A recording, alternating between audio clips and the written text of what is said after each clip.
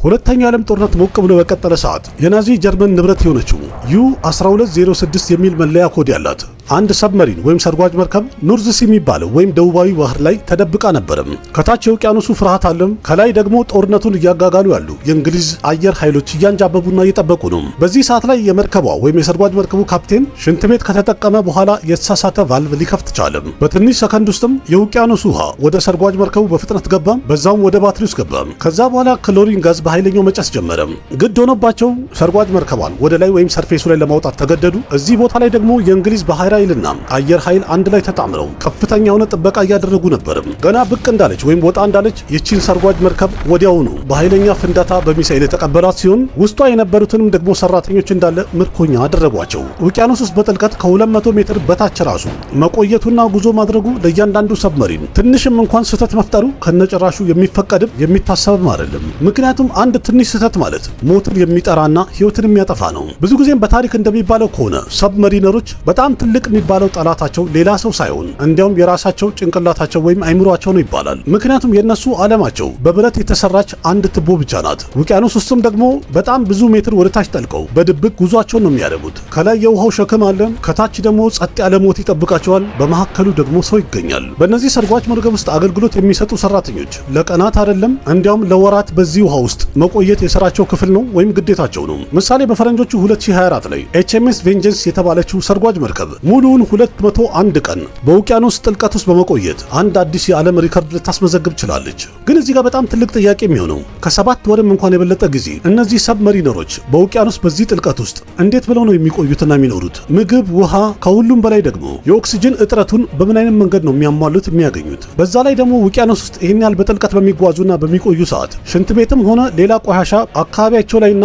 በዙሪያቸው ያለውን ምንስ ያደርጉታል? እንዴት ያስወግዱታል? በድንገት ደግሞ አንድ ችግር ከተፈጠረ ልክ ቀደም ብለን እንዳየነው U1206 የተባለችው ሰብመሪን አጋጥማት እንደነበረ አይነት ችግር ቢያጋጥማቸው ይህንን ነገር ለማለፍ ምን አይነት አማራጭ አላቸው? የዚህ ሁሉ ጥያቄ መልስ በዛሬ ቪዲዮ ታገኛላችሁ። ዓለም ድንቅ ናት በሚለው ፕሮግራም በድጋሚ ተገናኝተናል። ውድ ቤተሰቦች፣ በጣም ብዙ ሰዎች ሰብመሪን ሲባል ወይም ሰርጓጅ መርከብ ሲባል አንድ ለግዠሪ የሆነ ቅንጦት ያለበት መጓጓዣ ይመስላቸዋል። ምክንያቱም ምቾት የሚሰጥ ሁሉም ነገር ያለበት አድርጎ ማሰቡና ከመርከብ ጋር ማገናኘቱ የተለመደ ስለሆነ ሰርጓጅ መርከብንም እንደዛ ነው ብዙ ሰው የሚያስባት። ግን ትክክለኛውን እኔ ከተባለ በዚህ በውቅያኖስ ጥልቀት ውስጥ ከሌላ ዓለም ተነጥሎና ተገሎ ለረጅም ጊዜ መቆየቱና መኖሩ ራሱን የቻለ እጅግ በጣም የሚፈታተን ፈተና ነው የሚባል ነገር ነው። ለምን 5 ስታር ሆቴል የመሰለ አንድ ለየት ያለና የሚያምር ስዊት ክላስ ውስጥ እንኳን ቆያችሁ ቢባልም ከሌላ ዓለም ተገሎና ርቆ መቆየቱ በራሱ የሚጨንቅ ነገር ነው። ግን በትክክለኛው ወይም እውነቱን እኔ ከተባለ አንድ ሰብመሪን ወይም ደግሞ ሰርጓጅ መርከብ ከአንድ የሬሳ ሳጥን ወይም መቀበሪያ የተለየ አይደለም።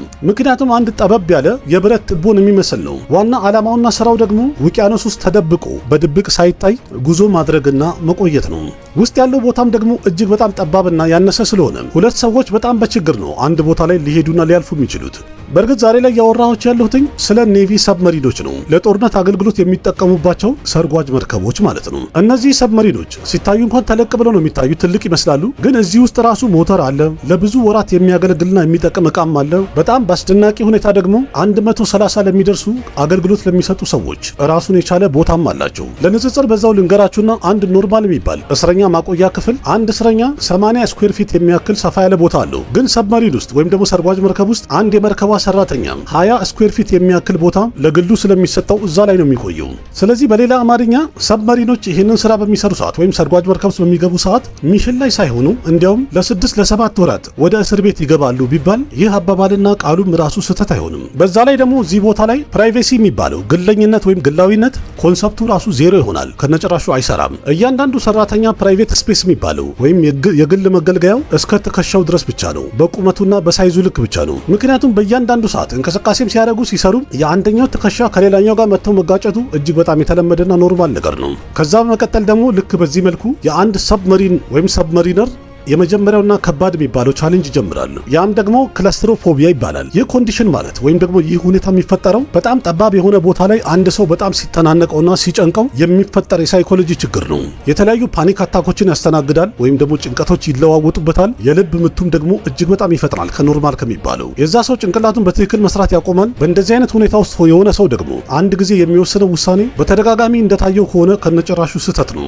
የባህር ኃይል ወታደሮች ደግሞ ገና ተማሪ ያሉ ሲመረጡ ይህ ክላስትሮፎቢያ የተባለው ክስተት እያንዳንዱ ተማሪ ወይም ሰልጣኝ ላይ ሊኖርበት ይችላል ወይም ደግሞ ሊፈጠርበት ይችላል ብለው ስለሚሰጉና ስለሚያስቡ በጣም አተኩረው ይከታተሏቸዋልም ያያቸዋልም። በትንሹ ወይም በስሱ እንኳን እንደዚህ አይነት ምልክት ከታየና ፍንጭ ካገኙበት ያ ተማሪ ከነጨራሹ ብቁ አይደለም በማለት ሪጀክት ያደርጉታል ወይም ከሊስቱ ላይ ይሰርዙታል። ሰብመሪን ውስጥ አገልግሎት ለሚሰጥ ሰው የመጀመሪያ ቻሌንጅ የሚባለው የዛ ሰው ወይም የእናንተ እንቅልፋችሁ ነው። ምሳሌ በአሁኑ ሰዓት ላይ እናንተ የምትተኙበት የብቻችሁ የግላችሁ አልጋ ካላችሁ በጣም እድለኛ ናችሁ ማለት ነው። ምክንያቱም ሰብመሪን የሆነ ሰው የግል አልጋ የሚባል ምንም አይነት ነገር የለውም። አንደኛ የሚሰጣቸው አልጋ ልክ እንደ ሬሳ ሳጥን ቀጠን ያለና ጠበብ ያለ ነው። እንደገና ደግሞ የተደራረበ ላይና ታች ስለሆነ እዚህ አልጋ ላይ አንድ ሰው መተኛት ይችላል። ከዛ ሌላ መቀመጥ እንኳን ከነጨራሹ የሚችልበት አይደለም። የሰብመሪኖች አልጋ ላይ መተኛት በራሱ ቀብር ውስጥ ከመተኛት የሚተናነስ አይደለም። ምሳሌ ዩኤስኤስ ሚዙሪ የምትባለው ሰብመሪን ወይም ሰርጓጅ መርከብ በአጠቃላይ እኔ ከተባለ 135 የሚደርሱ ሰራተኞች አሏት። ግን ደግሞ እዚህ ውስጥ ያለው አልጋ ቁጥሩን ስናየው 94 ብቻ ነው።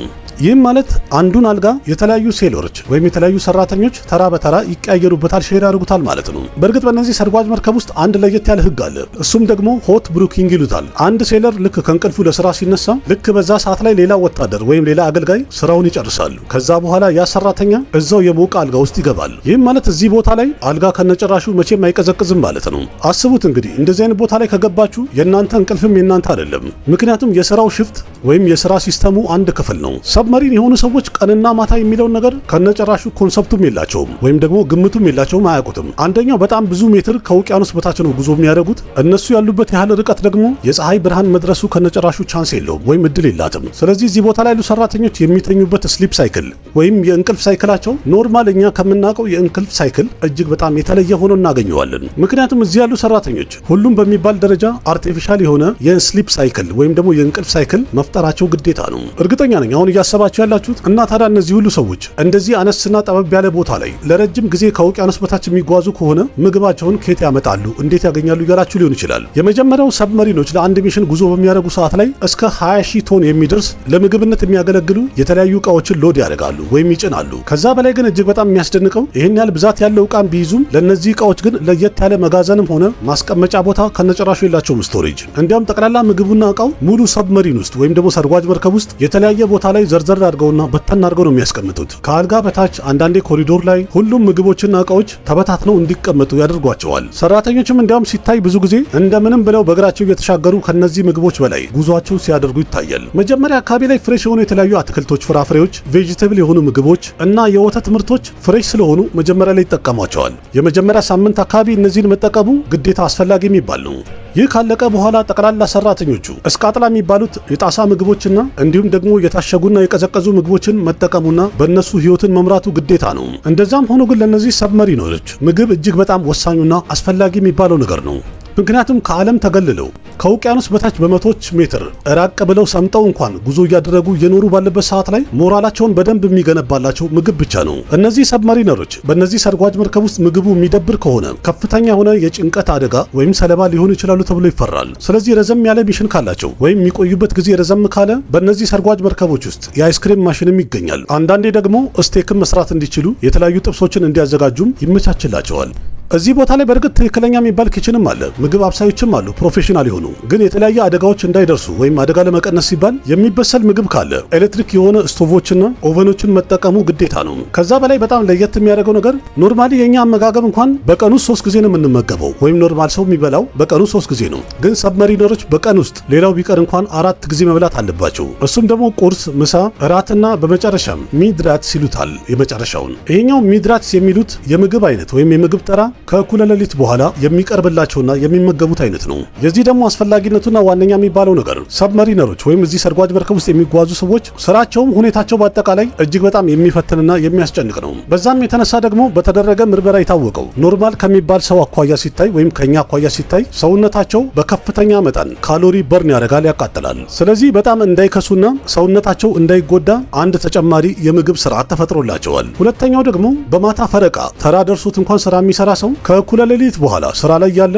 አንዱና ብቸኛው አቅምና ጉልበት የሚሰጠው ሚድራት የተባለው ተጨማሪው አራተኛው የምግብ ስርዓት ሆኖ ተገኝቷል። በመቀጠል ደግሞ የምናየው በጣም ትልቅ ጥያቄ የሚሆነውና እጅግ በጣም አስገራሚ የሚባለው ነገር ነው። እሱም ደግሞ ኦክሲጅን ነው። እንደሚታወቀው እነዚህ ሰርጓጅ መርከቦች በጣም ብዙ 100 ሜትር ወደ ታች ከጣለቁ በኋላ ውቅያኖስ ውስጥ ጉዞ ስለሚያደርጉ ምንም አይነት መስኮት የላቸውም። በአንድ ጊዜ ተከፍቶም እንኳን ፍሬሽ የሆነ አየር ወይም ኦክሲጅን ወደ ውስጥ ይገባል የሚባልበት ቦታም አይደለም። እነዚህ ሰርጓጅ መርከቦች አሰራራቸው እንዳለ እጅግ በጣም ዝግትግት የተደረገና የታሸገ የተዘጋ አንድ ቱቦ የሚመስል ብረት ነው እና ታዲያ ሰብማሪነሮቹ እዚህ መርከብ ውስጥ በሚቆዩበት ሰዓት ላይ ፍሬሽ የሆነ ወይም ንጹህ የሆነ ኦክሲጅን ከየት ያመጣሉ? በእርግጥ እንደሚታወቀው ለረጅም ጊዜ ጉዞ በሚያደርጉ ሰዓት ወይም ጉዟቸው ረዘም ያለ ጊዜ ስለሆነ የኦክሲጅን ሲሊንደር በውስጡ ማስቀመጡ አንደኛ አደጋ አለው። የዚህ ዋና ምክንያቱ ደግሞ ኦክሲጅን በራሱ አንድ ተቀጣጣይ የሆነ ጋዝ እንደሆነ ይታወቃል። ለዛም ነው እንግዲህ ዋናው የኢንጂነሪንግና የቴክኖሎጂ ውጤት ላይ ተገጥሟል። ኤሌክትሮሊሲስ በሚባል ደረጃ እጅግ በጣም አስደናቂና ምርጥ የተባለ ማሽን በላዩ ላይ ተገጥሟል። ይህ ማሽንም በውቅያኖስ ውስጥ ያለውን ጨዋማ ውሃ ይቀበልና ከውስጡ ኦክሲጅኑን ለብቻ ለይቶ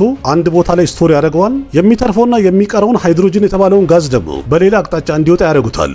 እያንዳንዱ ሰው በአንድ ቀን ውስጥ 600 ሊትር የሚያክል ኦክሲጅን ይጠቀማል። ስለዚህ እዚህ ሰርጓጅ መርከብ ውስጥ 130 የመርከቧ ሰራተኞች የሚገኙ ከሆነ ይህ ሲስተም በአንድ ቀን ውስጥ ብቻ 78000 ሊትር የሚደርስ ኦክሲጅን ፕሮዲውስ ማድረግ አለበት ወይም ማምረት አለበት ማለት ነው። ይህ ሲስተም በራሱ በአጠቃላይ እኒ ከተባለ በውሃ ውስጥ የሚገኝ ራሱን የቻለ አንድ ስፔስ ስቴሽን እንደሚሰራው አይነት ስራ ነው የሚሰራው። ሲስተሙ በድንገት ፌል ካረገ እዚህ ውስጥ ያሉ ክሪው ሜምበሮች ወይም የመርከቧ ሰራተኞች በትንሽ ደቂቃ ውስጥ የአየር እጥረት እንደደረሰባቸውና እንዳጋጠመ መረዳት ይችላሉ። እንደዛም ሆኖ ግን ሰብመሪን ውስጥ ለመርከቧ ሰራተኞች ኦክሲጅን መፍጠራቸውና ጀነሬት ማድረጋቸው ብቻ በቂ አይደለም። ምክንያቱም አንድ ሰው ወደ ውስጥ ኦክሲጅን ካስገባ ወደ ውጪ ደግሞ ካርቦን ዳይኦክሳይድ መተንፈሱና ማስወጣቱ ማይቀር ነው። ስለዚህ በአንድ በኩል ኦክሲጅን ጀነሬት እየተደረገ እየተፈጠረና እየተሰራ ካለ ያንን ደግሞ እየተጠቀሙት ነው ያሉት። በዛው ደቂቃ ውስጥ ደግሞ ካርቦን ዳይኦክሳይድ የተባለውን ጋዝ እየተነፈሱ እያስወገዱና እየተፈጠረ ስላለ የሚያስወግዱትና የሚያወጡትን ካርቦን ዳይኦክሳይድ ደግሞ ማንም የሚጠቀመው የለም። በዛ ሰዓት ላይ በክፍል ውስጥ ወይም ያለው አየር ላይ ባላንስ ያልሆነ ሂደት ይፈጠራል። ካርቦን ዳይኦክሳይድ የሚባለው ጋዝ ወይም እኛ ተንፍሰን የምናስወጣውና የምናስወግደው ጋዝ በዚህ መርከብ ውስጥ ከ10% በላይ ከሆነ ብዛቱ እጅግ በጣም ከፍተኛ አደጋ እንዳለ የሚረሳ አይደለም ወይም ደግሞ ማወቅ አለብን። ስለዚህ ዘመናዊ የተባሉ ሰርጓጅ መርከቦች ወይም ደግሞ እነዚህ ሰብመሪኖች ለየት ያለ ካርቦን ዳይኦክሳይድን መሰብሰብና ማጠራቀም የሚችል ስክራበርስ ተገጥሞላቸዋል። የዚህ ስራም ደግሞ እነሱ የተነፈሱትን ካርቦን ዳይኦክሳይድ ሰርጓጅ መርከብ ውስጥ ያለው ጠቅላላ አየሩ በአንድ ትቦ በኩል እንዲያልፍ ሳክ ይደረጋል። እዚህ ትቦ ውስጥ ደግሞ ኤማይ የሚባል ለየት ያለ ፈሳሽ ስፕሬይ ይነፋበታል። ይህ ኬሚካል ደግሞ በአይነቱም ለየት ያለ ነው። ንፋሱ ላይ ወይም አየሩ ላይ ያለውን ካርቦን ዳይኦክሳይድን ለብቻ መሰብሰብ ይችላሉ። ግን ደግሞ በድንገት ይሄ ሲስተም እንኳን ፌል ቢያደርግ ወይም ደግሞ አልሰራ ቢል ለድንገተኛ ወይም ለኢመርጀንሲ ሶዳ ላይን ወይም ደግሞ ኒቲየም ሃይድሮ ኦክሳይድ ይዘት ያላቸው የተለያዩ ብልቃጦች በየቦታው ላይ ተቀምጠዋል። በዚህም ደግሞ የሚደረገው ንፋሱ በእነዚህ ኮንቴነሮች ላይ እንዲያልፍ በሚደረግ ሰዓት ከነዚህ ኬሚካሎች ጋር ሲገናኝ ካርቦን ዳይኦክሳይዱ ሪያክት ያደርጋል።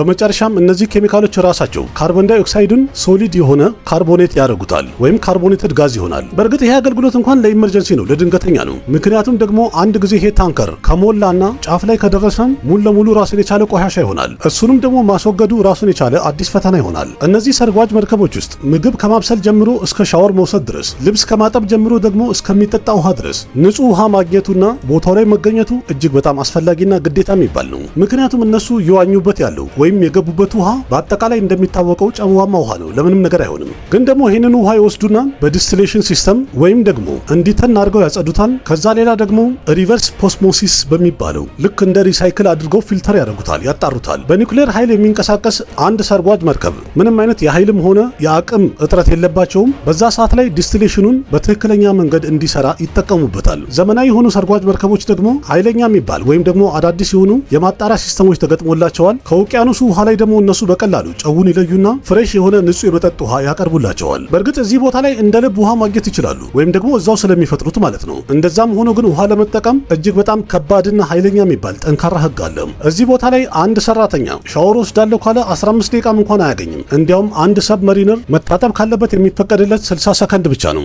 ውቅያኖስ መካከል ላይም እንኳን እየኖሩና ቆይታ እያደረጉም አንድ ሰብመሪነር ወይም የሰርጓጅ መርከብ ሰራተኛ ለእያንዳንዷ የውሃ ጠብታ በጣም ይጠማልም ይቸገራልም። በእነዚህ ሰርጓጅ መርከቦች ውስጥ ደግሞ እነዚህ ለየት ያሉ የሚጠቀሙባቸውን ቆሻ ቆሻሻ ማስወገዱና ማስወጣቱ ቴክኒካሊ ሲታይ ራሱን የቻለ ትልቅ ፈተና ነው። ይህን እንግዲህ እጅግ በጣም ከባድ የሚያደርገው እነዚህ ሰርጓጅ መርከቦች በጣም በጥልቀት ስለሚጓዙ የውሃው ከፍተኛ ጫና አለባቸው። ስለዚህ ትንሽ እንኳን ቀዳዳ ካገኘ የውሃው ጫና ልክ እንደ ሱናሚ ወይም እንደ ጎርፍ ወደ ሰብመሪን ውስጥ ወይም ሰርጓጅ መርከብ ውስጥ በከፍተኛ ፍጥነት እንደሚገባ ምንም አትጠራጠሩ። ልክ ቀደም ብሎ U1206 የተባለችው የጀርመን ሰብመሪን ወይም ሰርጓጅ መርከብ እንዳጋጠማት አይነት ክስተት ይፈጠራል። እና እንደዛ ከሆነ ታዲያ ሽንት ቤት የተጠቀሙትንም ቢሆን ወይም ደግሞ ቆሻሻውን ውሃ ከደረቅ ቆሻሻ ጭምር እንዴት ነው ማኔጅ የሚያደርጉት? በምን አይነት መልኩ ያስወግዱታል? ለሽንት ቤት የሚጠቀሙት ቆሻሻ ነገር መጀመሪያ አንድ ታንከር ላይ ይጠራቀማል። ይህ ታንከር ደግሞ ከሞላ በኋላ በጣም ከፍተኛ ጉልበት ያላቸው ፓምፖችን ይጠቀሙና ወደ ውቅያኖስ ውስጥ እንዲወርድና እንዲዘቅጥ ያደርጉታል። እነዚህ ፓምፖች ከውቅያኖሱ ፕሬሸር የበለጠ ከፍተኛ የሆነ ግፊት መፍጠር ይችላሉ። ስለዚህ በዚህ ሰዓት ላይ እነዚህን ቫልቮቹን በትክክለኛ መንገድና በጥንቃቄ መክፈቱ እጅግ በጣም ወሳኝ የሚባልና አስፈላጊ ስራ ነው። በድንገት እንኳን የውጭ ቫልቭ ቀድሞ ከተከፈተ እና ከኋላ ያለው ወይም ደግሞ በውስጥ ያለው ቀጥሎ ከተከፈተ የውቅያኖሱ ውሃ እዚህ ሰርጓጅ መርከብ ውስጥ በአስፈሪ ሁኔታና በከፍተኛው ሊገባ ይችላል። ስለ ደረቅ ቆሻሻ ደግሞ እኔ ከተባለ እነሱን በጣም ያደቋቸውና ይፈጯቸውና የብረት ኮንቴነሮች ላይ ፓክ ያደርጓቸዋል፣ ይሰበስቧቸዋል። በመቀጠልም በሆነ ክስተት ሰርጓጅ መርከቡ ወደ ላይ ቀና በሚል ሰዓት ላይ በቶርኔዶ በኩል አድርገው ወደ ውጭ ያደርጉታል። ይህን ሁሉ ስራ እንኳን ጠቅላላ ማሽን ተቆጣጥሮታል ወይም በማሽን ሰርተውታል። እና ታዲያ ሰውስ በጣም ፌመስና የተለመደ አባባል አለ። እነዚህ ሰርጓጅ መርከብ ውስጥ የሚሰሩ ሰዎች ጠቅላላ ትልቁ ጠላታቸው የራሳቸው አይምሯቸው ነው ይባላል። ለረጅም ወራት ከነጭራሹ የፀሐይ ብርሃን አያዩም፣ ከቤተሰቦቻቸው ጋር አይገናኙም፣ አንድ አይነት ጠረን እያሸተቱ አንድ አይነት ግድግዳዎችን እያዩ በዛ ላይ ደግሞ አንድ አይነት መልክ እያዩ ለረጅም ወራት ቆይታ ያደርጋሉ። ለዛም ይመስላል የመርከቧ ሰራተኞች ብዙ ጊዜ ጭንቀት፣ ዲፕሬሽን፣ አንዛይቲ እና የክላስትሮፎቢያ ሰለባ ሆነው ይገኛሉ ወይም ደግሞ ሲሆኑ ይታያሉ።